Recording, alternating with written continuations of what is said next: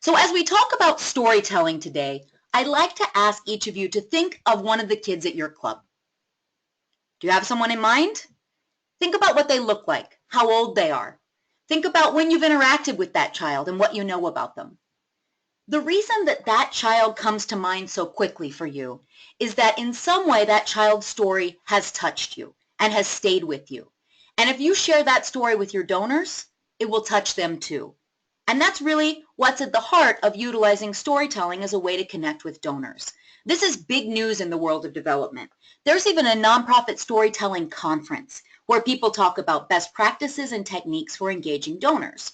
And if you think about it, it makes sense. We communicate through stories, we read stories, we watch TV. All of these things have that storytelling approach.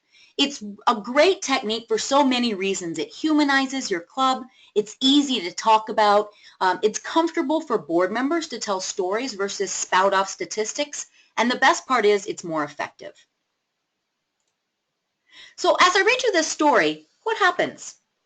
Haven ran home from school and swung the front door wide open. She rushed inside and yelled, "Guess what?" She opened the door to her mother's room. It was empty. Her mother was at work. The house was empty. Haven set her backpack down on the kitchen table and, sadly, turned on the TV.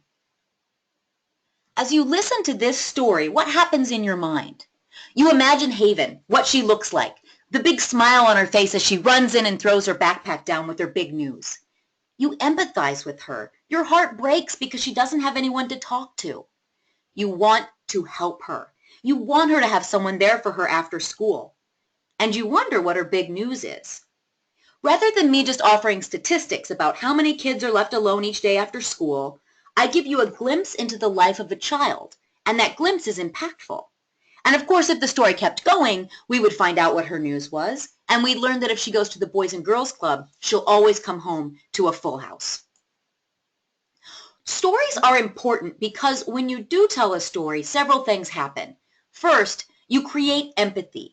It's a way that your donors can understand what it's like to be a club kid.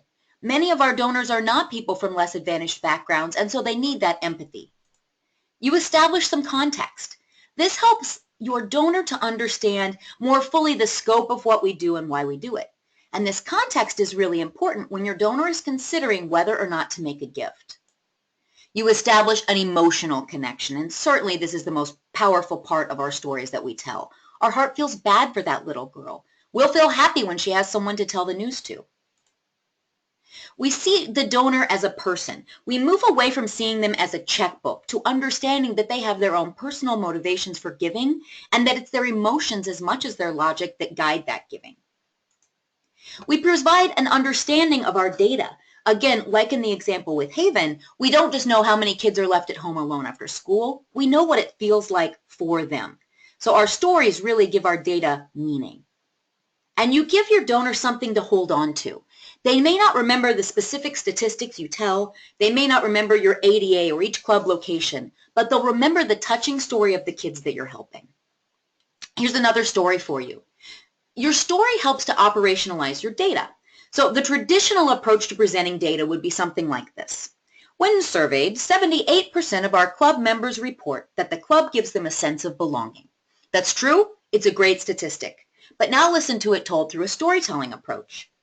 In his short life, 12-year-old Kieran has lived in 23 different homes. Sometimes home is a friend or family member's house. Sometimes it's his mom's car.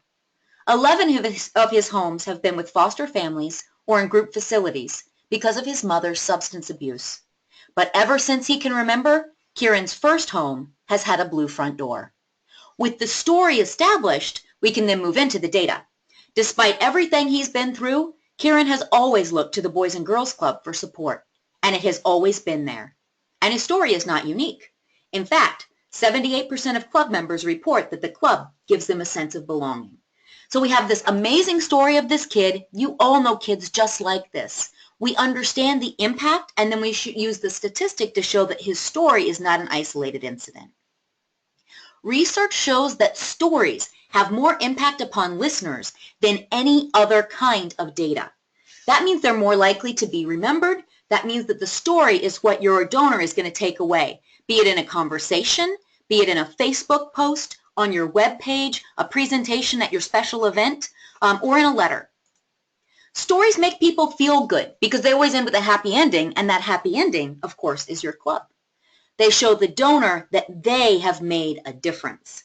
They create urgency. We hear that story of Haven, and we want to help her. They're a call to action. We want other kids to have the same safety that Kieran does. They keep you from being too dry, statistic, or worse, boring.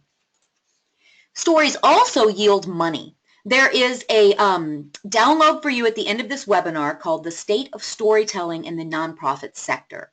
And this is just one page from that report.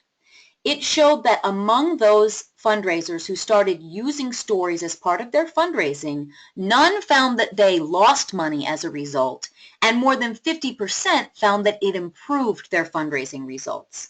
So you can see that out of these 400 respondents, everyone found this was a pretty good idea, or at the very least, it didn't hurt. So you can use your stories through video, photos, in text, in person, thank you letters, impact reports, stewardship visits, face-to-face, on your website, direct mail, social media. It's endless. So what's in an effective story? First, an effective story will be universal. It is a story to which everyone can relate. So in the story of Haven, we all can relate to being a kid, running home with something to tell our parents, and throwing down our backpack. It will be memorable. In Kieran's story, we remember that this poor kid has been bounced around house to house to house, but that he always has a home with the blue front door. It'll be real. You should not make up stories just for the purpose of soliciting donors. It's manipulative and unethical. And what's more, we have tons of great kids we can tell stories about. So it should be a real, true story. Of course, you should change the name and identifying details of that child. Maybe make them a little older or younger. Maybe the child found herself through soccer instead of football. So just make the story so that we can't directly tie a kid to it, but don't make it up. It should be brief. You can tell a pretty great story in only 10 words. And especially face-to-face, the longer you talk, the more boring you're going to get. In a letter, you're going to run out of room. It should evoke emotion. We're not just telling a story, going through road, I heard on this webinar, I ought to tell one. It should be a good story that makes people feel things. And it should involve the donor, preferably as the hero of the story. So if I wanted to involve the donor in Kieran's story, I would say, but thanks to your generosity, Kieran's home has always had a blue front door. If I wanted to involve the donor in Haven's story, I would say something like, but thanks to you, Haven doesn't have to go home alone anymore. John Hayden, who just spoke at the BGCA National Conference, hope you got a chance to see him, explains really well what a story structure should have. And in this picture here, you can see lots of TV and movie scripts, and you can think of the structure of any of these stories as I talk about these. The first is the hook. So in Haven's story, the hook is her running in the front door and saying, guess what? And then comes the hold. This is the part where we're waiting to see what will happen next. So the hook gets us interested. The hold keeps us interested. And then the payoff. And the payoff is where we find out. We find out what happens. Now, of course, Haven's story didn't have any payoff because we cut it off. But the payoff in Kieran's story is, ever since he can remember, his home has always had a blue front door. So the hook, the hold, and the payoff.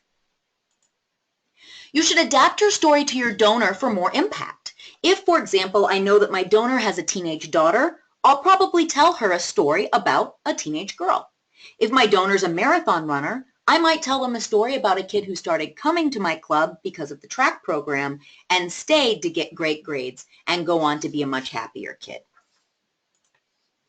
You want to use data to support your stories. So your communication in your letter or webpage or what have you isn't just stories, it's backed up by statistics. For example, the kids of Metro City Housing Project have been gambling, not for money, but for bragging rights.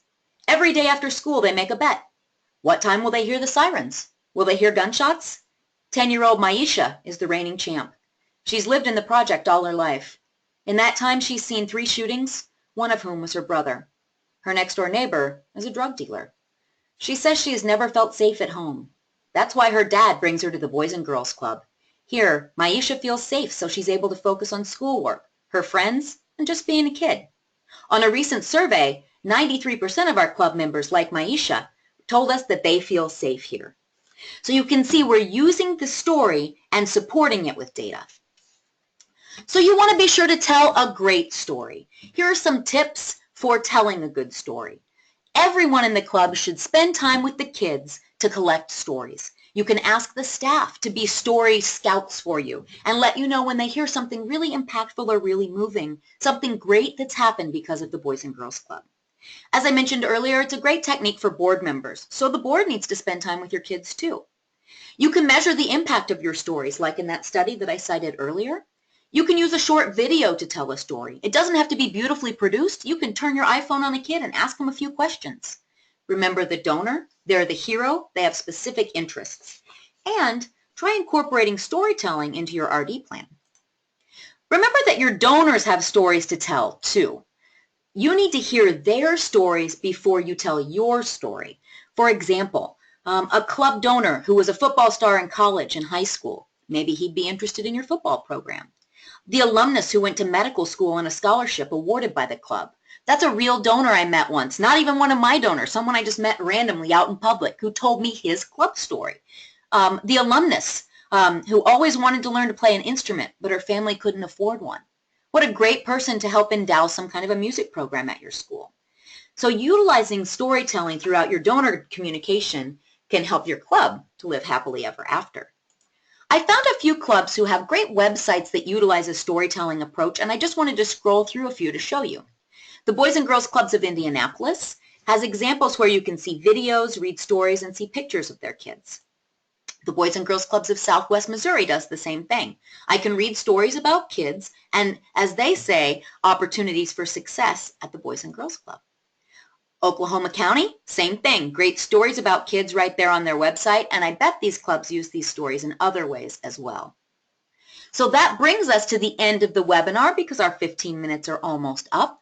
There are a few things that you can download. If you go to the handout section of this webinar, you can see the report that I mentioned, the PDF of my PowerPoint slides. It will also contain 2 different sites that you can go to, Nonprofit Storytelling Conference, to order your free field guide to stories. It's a free book. You just have to pay for shipping. And then the Storytelling Nonprofit has a chapter that you can download.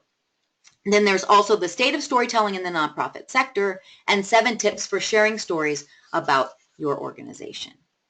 So at this point, our webinar is concluded. I thank you all so very much for being here with me. You can go ahead and start downloading things, and I hope that stories help you to live happily ever after.